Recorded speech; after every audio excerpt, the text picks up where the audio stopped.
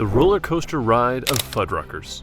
Okay, let's picture this. You're surrounded by the usual fast food suspects. The ever-present golden arches, the tempting aroma of zingers hot out of the fryer, but then there's this standout, Fuddruckers, doing its thing with its artisanal burgers. Instead of joining the stampede like the big boys like McDonald's and KFC, all desperate to gobble up the globe, Fuddruckers is more laid back, more unique.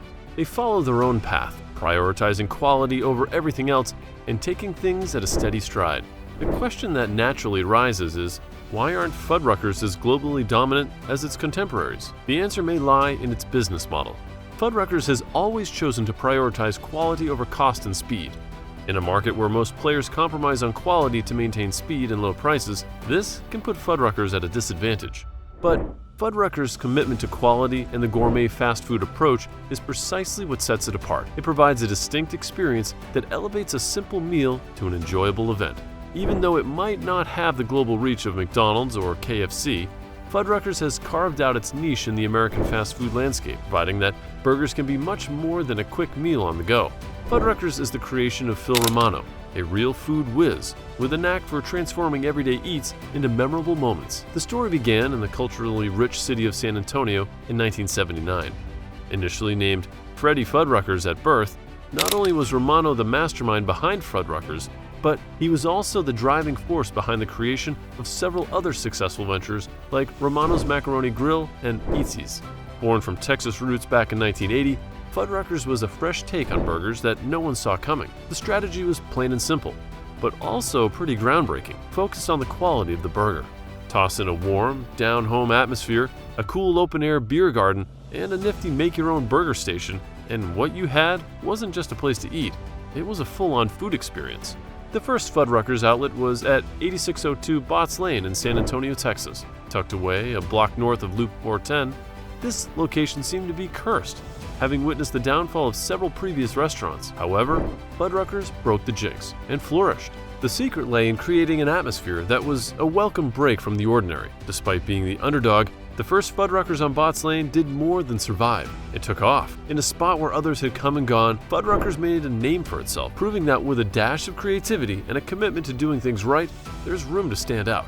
The make-your-own burger concept, giving customers the reins to their meal, was a hit. This kicked off an epic journey in the tough-as-nails world of American fast food. As the Fuddruckers brand began to bloom and flourish, it tenaciously held on to its high standards of quality. While numerous other fast food enterprises may have readily compromised quality in the pursuit of cost efficiency, Fuddruckers steadfastly maintained its integrity.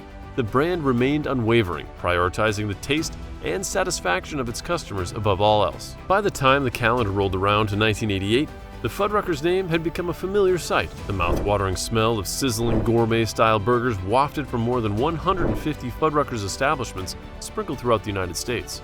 This impressive growth spurt was a ringing endorsement of Romano's groundbreaking and innovative concept. It also underscored the undeniable fact that customers appreciated and were drawn to a place that offered more than just a quick bite on the go. However, the journey to success wasn't without its fair share of speed bumps and stumbling blocks. Just like any other business venture, Fuddruckers too had to grapple with an array of challenges, from monetary difficulties that threatened to throttle growth to changes in ownership that could potentially disrupt the established rhythm. The path to success was strewn with obstacles, but the beauty of Fuddruckers lay in its uniqueness, its refusal to be just another brick in the wall. After all, Fuddruckers was one of the first ventures to reimagine the fast food burger, elevating it to a status of a gourmet delicacy. In the year 1988, DACA International, a company renowned for its cafeteria business, made a strategic move. Under the competent leadership of William H. Baumeier, DACA decided to diversify its portfolio and acquire the Fuddruckers restaurant chain. This marked their foray into a new segment but echoed what DACA was already proficient at. However, Fuddruckers was not just another restaurant chain. It had earned the adoration of its customers with its unique build-your-own burger concept. Customers could concoct their dream burger, from selecting the size and type of meat to the toppings and sauces. Everything was customizable.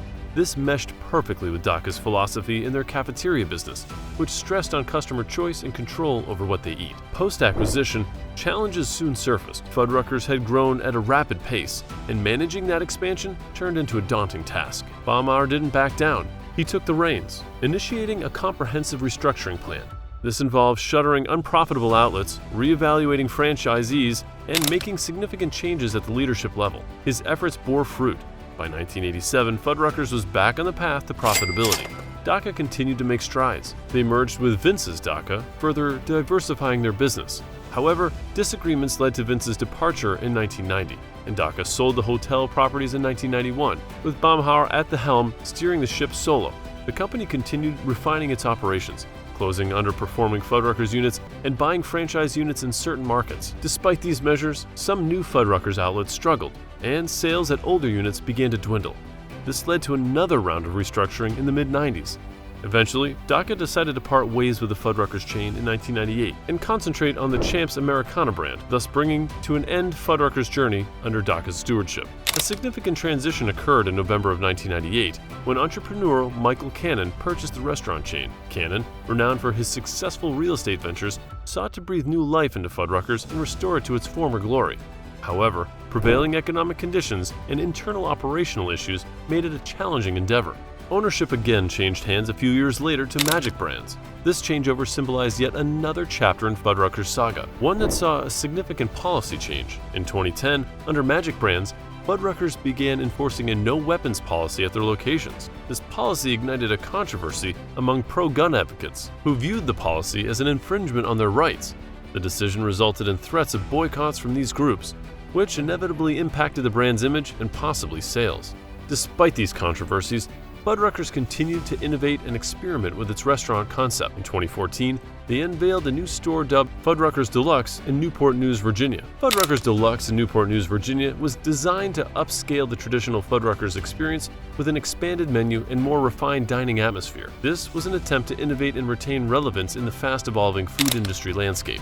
It reflected the chain's commitment to evolution and adaptability, despite hurdles encountered over the years. Around the same time, in a bid to cater to a health-conscious crowd, Fuddruckers introduced a line of exotics, burgers made from bison, elk, and wild boar meat. These new offerings were leaner, lower in cholesterol, and responsibly raised, thus fulfilling the growing demand for healthier, sustainable food choices. It was a novel move that showcased Fuddruckers' willingness to experiment and adapt to the market changes and consumer preferences.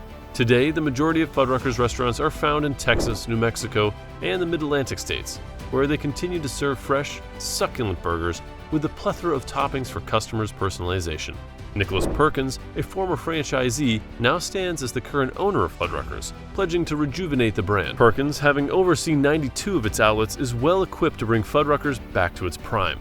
As of June 2022, Perkins holds the distinction of being the first Black individual to own a national burger franchise, marking another noteworthy chapter in Fuddruckers' history. Armed with an operator's insight, Perkins brings a unique perspective to this venture. His franchising experience fuels his understanding of what needs to catapult Fuddruckers back to the top. With a clear roadmap in mind, Perkins plans to modernize the brand's technology, introduce a loyalty program, and enhance customer engagement. Additionally, the menu is set to transform, welcoming more plant-based options. Perkins' vision for Fuddruckers is bold. He plans a nationwide marketing campaign and aggressive growth strategy, intending to reposition Fuddruckers as a leading name in the gourmet burger scene. With the deal sealed through Black Titan Franchise Systems LLC for approximately $18.5 million, Perkins' mission is clear. He's not just a part of this iconic brand, he's ready to take it to new heights.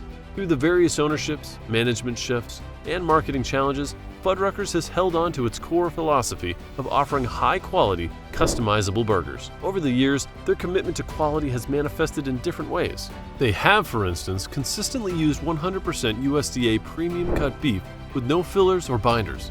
In addition, Fuddruckers has taken pride in baking their own hamburger buns on site, a rarity in the fast food industry.